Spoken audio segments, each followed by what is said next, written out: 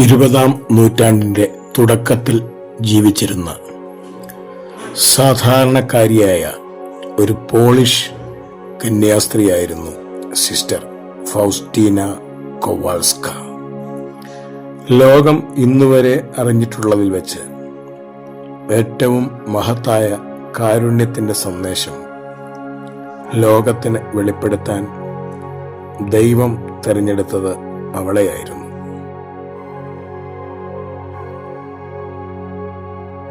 ആയിരത്തി 1905 ഓഗസ്റ്റ് 25 പോളണ്ടിലെ ഗ്ലോഗോവിക് എന്ന ഗ്രാമത്തിലാണ് ഹെലേന കൊവാൾസ്ക ജനിച്ചത്.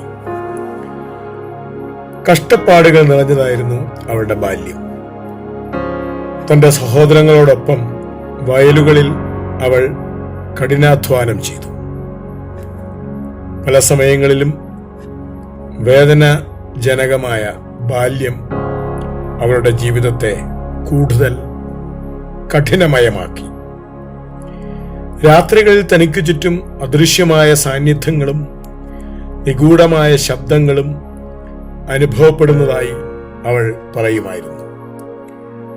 ചില ദിവസങ്ങളിൽ അവളുടെ ചെറിയ മുറിയുടെ കോണിൽ അവളുടെ കണ്ണുകൾക്ക് താങ്ങാനാവാത്ത ചില വെളിച്ചവും അത് അവളുടെ മുമ്പിൽ നൃത്തം ചവിട്ടുന്നതും അവൾ തിരിച്ചറിഞ്ഞു.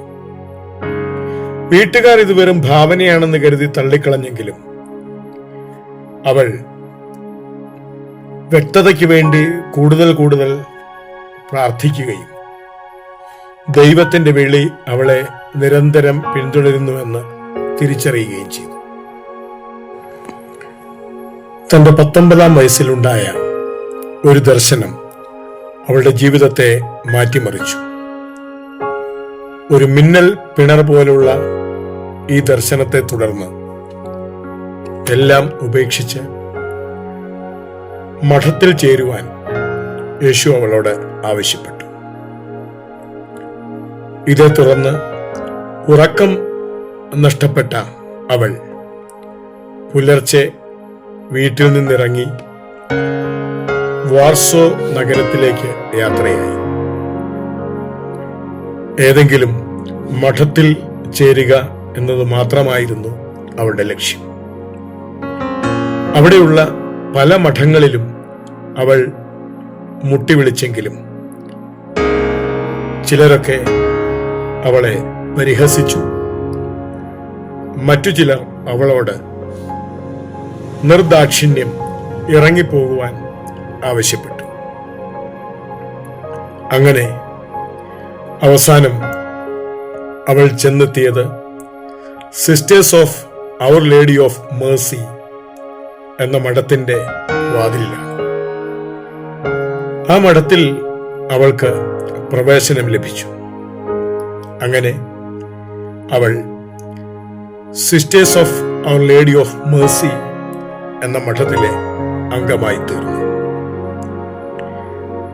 അവിടെ അവൾ സിസ്റ്റർ മരിയ ഫൗസ്റ്റീന എന്ന പേര് സ്വീകരിച്ചു. മഠത്തിനുള്ളിൽ ജീവിക്കുമ്പോഴും അവൾക്ക് ദർശനങ്ങളുണ്ടായി. ദൈവത്തിന്റെ കരുണ എപ്പോഴും അവളെ അനുഗമിക്കുന്നതായി അവൾ കണ്ടു. 1931 ഫെബ്രുവരിയിലെ ഒരു തണുത്ത രാത്രിയിൽ അവളുടെ മുറിയിൽ വെച്ച് സവിശേഷമാം വിധം അവളുടെ നാഥനായ യേശുക്രിസ്തു അവൾക്ക് പ്രത്യക്ഷപ്പെട്ടു. അവിടുത്തെ ഹൃദയത്തിൽ നിന്ന് ചുവപ്പും വെളുപ്പും നിറത്തിലുള്ള രശ്മികൾ പുറപ്പെടുന്നത് അവൾ ദർശനത്തിൽ കണ്ടു.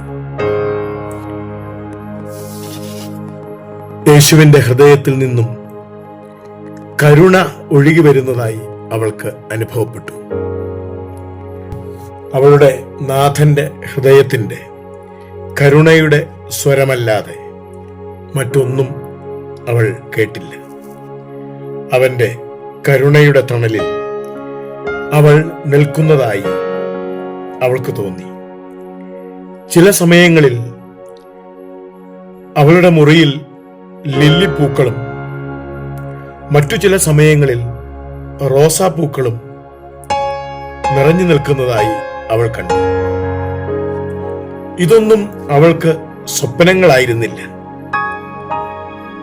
ചിലപ്പോൾ അവളുടെ മുറിയിൽ മാലാഖമാരെയും മറ്റു ചിലപ്പോൾ നരകത്തിലെ ദീനസ്വരങ്ങളും അവൾ ആ മുറിയിൽ കേട്ടു.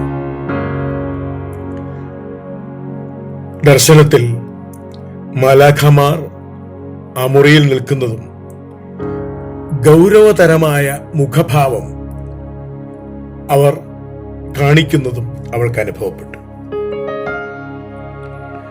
അവൾ ഇതെല്ലാം തന്റെ ഡയറിയിൽ രേഖപ്പെടുത്താൻ തുടങ്ങി. എന്നാൽ ഈ ദർശനങ്ങൾ ഡയറിയിൽ രേഖപ്പെടുത്തുന്ന സമയമെല്ലാം അവളുടെ കൈകൾ ഭയം കൊണ്ടും ബഹുമാനം കൊണ്ടും വിറയ്ക്കുന്നുണ്ടായിരുന്നു.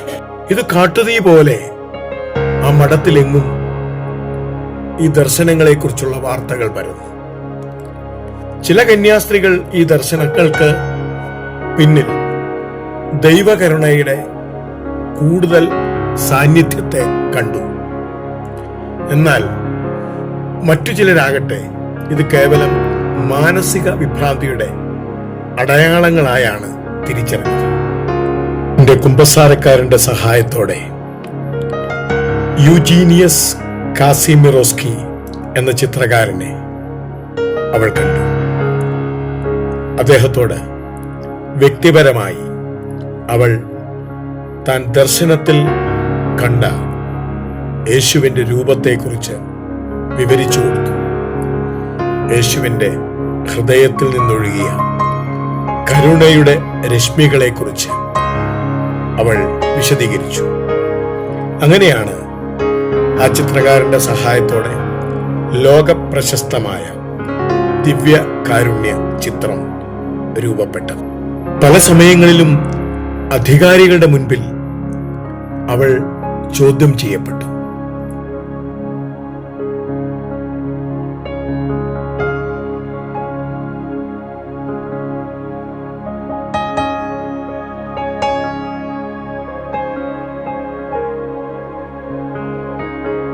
കരുണയുടെ നാഥന്റെ മുൻപിലെ ഉറക്കമിളച്ചുള്ള അവളുടെ പ്രാർത്ഥനകൾ, ശാരീരിക ഉപവാസം പല സമയത്തും അവളെ നന്നേ ചെറുപ്പത്തിലെ രോഗാതുരയാക്കി. 33-ാം വയസ്സിൽ ക്ഷയരോഗം ബാധിച്ച് അവളുടെ ആരോഗ്യം നന്നേ ക്ഷയിച്ചു. കഠിനമായ ശാരീരിക വേദന അവൾക്ക് അനുഭവിക്കേണ്ടി വന്നു. ആ സമയത്തും ദൈവകരുണയിലുള്ള, ദൈവത്തിന്റെ കാരുണ്യത്തിലുള്ള അവളുടെ വിശ്വാസം ഒട്ടും കുറഞ്ഞില്ല. ആ സമയത്തും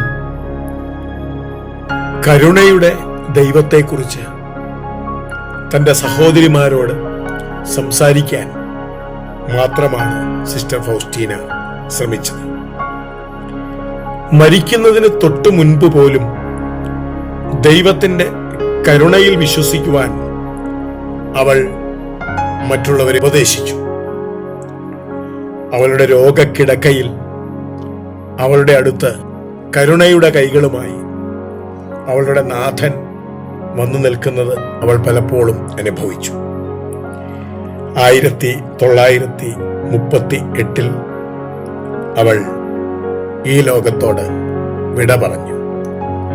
കാരുണ്യത്തിന്റെ സന്ദേശം, ദൈവത്തിന്റെ മുഖം കരുണയാണെന്ന് ലോകത്തോട് വെളിപ്പെടുത്തിയ ദൈവത്തിന്റെ കുഞ്ഞ് സിസ്റ്റർ ഫൗസ്റ്റീന.